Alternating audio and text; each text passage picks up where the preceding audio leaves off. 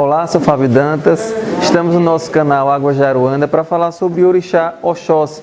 Lembrando a todos que Orixá significa o dono da cabeça, independentemente de religião que você tenha, nossa força energética de Orixá nos acompanha desde o nascimento até a nossa morte, porque nós somos também elementais, nós somos elementos, estamos aqui com a experiência de ter os 4 elementos. Orixá são os 4 elementos, é a terra, o fogo, o ar e a água. Sempre temos essa força como Oxóssi. Ele tem o elemento terra, terra das florestas, terra que vai dar força àquilo que ele precisa para sustentar o planeta. Quando a gente vê uma árvore caindo, né, isso daí é também a força de Oxóssi sendo enfraquecida. Porque Oxóssi é as matas, Oxóssi é o verde, Oxóssi é tudo isso que a gente precisa para o oxigênio que a gente respira também, essa força da respiração.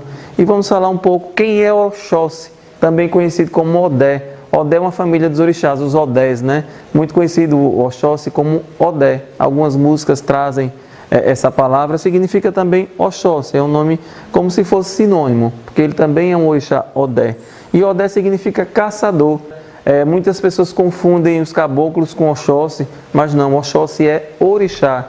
Caboclos são os caboclos das aldeias espirituais também, que tiveram experiências aqui no planeta Terra e que depois vêm trabalhar na espiritualidade nessa forma de caboclo, como também pode não ser o índio, pode ser um grande escritor que no desencarne vai para uma experiência e volta com força energética dos caboclos. Miguel Arcanjo, ou São Miguel, ou Arcanjo Miguel, também vem nas batalhas do astral com a força dos caboclos. Ele também é conhecido como regente da lavoura e da agricultura. Sempre as pessoas que vão para a agricultura fazem um pedido ao Oxóssi também. Agora mesmo, 19 de março, né, dia de São José, as pessoas vão plantar, principalmente no Nordeste. Quando começa a chover no Nordeste, dia 19 de março, sempre vem aquela chuvinha de São José, e aí planta e faz a vibração e pede também a Oxóssi. E Oxóssi que é São Sebastião, né, que foi dia 20 de janeiro, por uma questão também energética.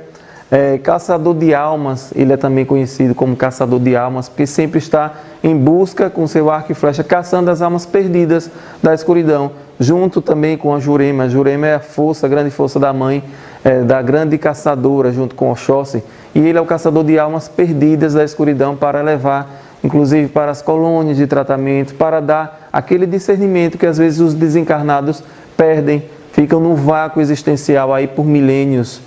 Pessoas assim de séculos e séculos ainda vagando sem saber. E é numa dessa que você vai invocar a força de Oxóssi e ele aparece ali para resgatar essas almas perdidas aí, penadas como podem ser chamadas. Algumas características de Oxóssi, dessa força energética, é a astúcia, a inteligência também é uma grande característica. Cautela. Imagine que Oxóssi é conhecido como um caçador de uma flecha só, que eu já explico a lenda dele para vocês entenderem. Por isso que ele tem que ter cautela. Você só tem um alvo. Se você perder, passa para o seguinte, né? Conhecimento, movimento e evolução. E lembrando que o número de Oxóssi é 6 na numerologia, né? Inclusive no tarô dos orixás que nós temos aqui, o número 6 é a carta de Oxóssi, que simboliza inclusive essa questão de sagacidade, de astúcia e um pouco de dúvida, porque o Oxóssi traz o quê? A dúvida, por quê? Porque ele só tem uma flecha, né? Muito fácil aprender assim, né? Então é a carta da dúvida 6, porque ele só tem uma flecha, então ele tem que acertar o alvo. É melhor parar para pensar o que vai decidir para fazer a coisa certa. Instrumentos de Oxóssi, Ofá, que é esse arco e flecha. Vocês observam aí nessa imagem que é o chamado Ofá, de onde vem o termo caçador de uma flecha só. Tem uma lenda do pássaro de Eleié. Ele, inclusive, esse pássaro foi enviado para a aldeia para dizimar todos ali. Era um pássaro do mal. E todos os guerreiros começaram a atirar e não tinha mais o que fazer e só tinha uma flecha. Então aí chamaram o Oxóssi e ele teria que dizimar, que matar, né, aquele pássaro com uma flecha só. E aí Oxóssi, muito sagaz, ele foi lá com grande cautela, sabedoria e matou esse pássaro que ia destruir a aldeia. Então por isso que Oxóssi é conhecido como caçador de uma flecha só.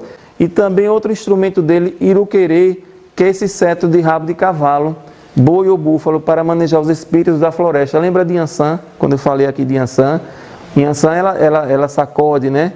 Esse mesmo instrumento chamado de iruquerê, que é para espantar as almas perdidas. Como ele é caçador de almas, então ele sabe qual é a alma que ele vai resgatar e qual é a alma que ele tem que espantar, né?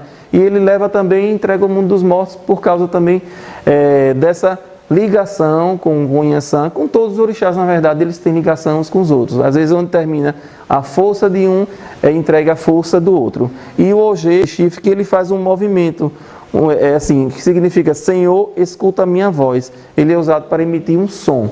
E ele na floresta ele vai, então parece um berrantezinho, mas é esse nome aí. Você vê que ele traz pendurado aqui, né? Geralmente a imagem de Oxóssi é um ofá, do outro lado de iruquerê e esse Ogê, que é esse berrantezinho ao lado. A oferenda de Oxóssi geralmente é milho. Por que milho? Existe uma lenda também que Oxóssi ficou um pouco triste, decepcionado e sumiu. Todos procuraram Oxóssi. E aí as coisas começaram a ficar, o verde começou a desaparecer e todos procuraram até que encontraram. E quando ele voltou, deram a ele espigas de milho para ele jogar em toda a terra e começou a nascer o verde. Então esse milho aí, por causa dessa lenda, geralmente é a oferenda de Oxóssi. Existem também cristais dos orixás que as pessoas estão trazendo para suas casas, para seus trabalhos, para alinhar energeticamente. Muitas vezes você não tem como fazer uma oferenda do orixá, então você pega aquela pedra ligada àquele orixá. Geralmente a pedra do orixá está relacionada com a cor daquele orixá. Então as leitosas de Oxalá, as verdes estão ligadas ao Oxóssi, como também a turquesa, safira azul, esmeralda, jade, malaquita, peridoto, quartzo verde, crisoprásia, amazonita, lápis lazuli, safira azul. Geralmente, as contas de Oxóssi são azul turquesa, né? Mas vocês podem encontrar também verdes em outros lugares. Tudo vai depender da casa que você frequenta, se é de Umbanda, se é de uma linha de Angola, de Queto, Candomblé. Isso daí não existe certo nem errado. São os grupos que vão se formando e recebendo espiritualmente pelos mentores da casa, porque toda casa também traz um mentor, né? E ele vai trazendo essa linhagem que ele quer trabalhar. Está tudo certo. E quem é de casa se sente em casa e vai se afinando aqui e acolá com aquela casa que traz aquilo que você se sente bem. São pedras que trabalham a cura, a prosperidade, a abertura mental e conexão espiritual. É o resumo dessas pedras todas que tem aqui. Quem quiser se conectar com a força de Oxóssi, inclusive do tarô dos orixás, a pedra que a gente recebeu foi o lápis lazuli. No sincretismo ele é São Sebastião, vocês observam aí, São Sebastião foi um santo que na história ele recebeu essas flechadas, né? E ele não morreu.